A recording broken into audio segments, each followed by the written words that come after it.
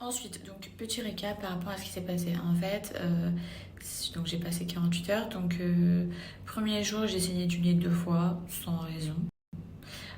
Enfin, vous en ai un peu parlé, je crois. Et tout le monde m'a dit ouais, c'est le changement de température. Moi, ça m'arrive tout le temps.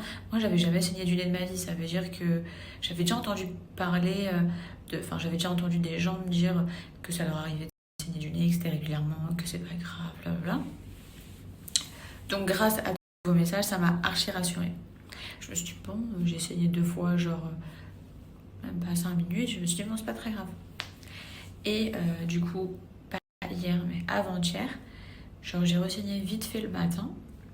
Et ensuite, l'après-midi. Sauf que l'après-midi, ça ne s'arrêtait pas. Genre, quand je vous dis ça s'arrêtait pas, ça s'arrêtait pas. J'avais une tasse, j'ai rempli tout ça de la tasse, juste sur le trajet pour aller à l'hôpital, que de sang.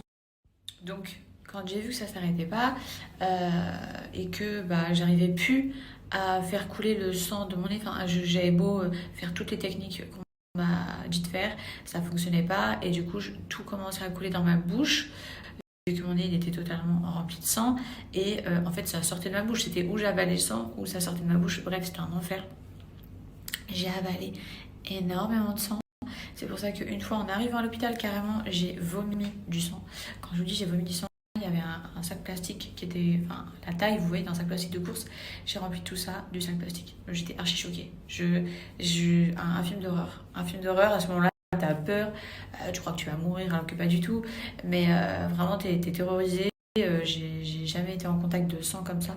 Et là, ça m'a vraiment fait flipper. Donc j'étais trop mal, je pleurais et tout.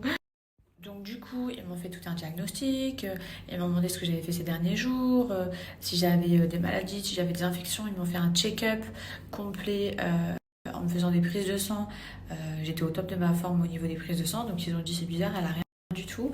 Et ensuite, il s'avère que pour eux, c'est le changement de température, comme vous avez été énormément à me dire que vous, quand il fait chaud, vous saignez du nez pour certains d'entre vous, etc.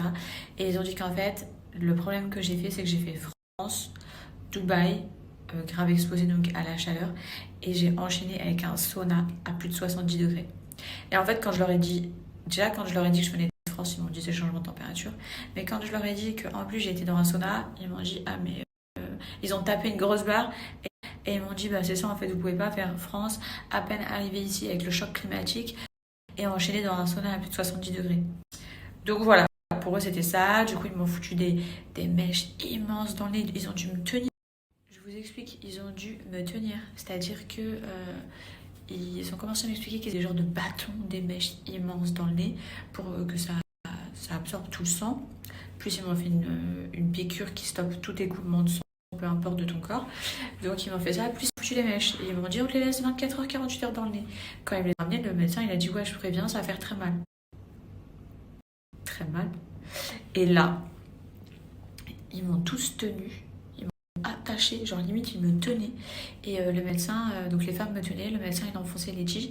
Les tiges elles faisaient 5 fois la taille de mon nez. Je criais, je pleurais, mais je pleurais trop de tristesse et de douleur. J'étais là, mais j'ai trop mal, je disais stop, arrêtez et tout. Et je disais mais I have little nose, I have little nose. Genre j'étais mort de rire quand je criais ça.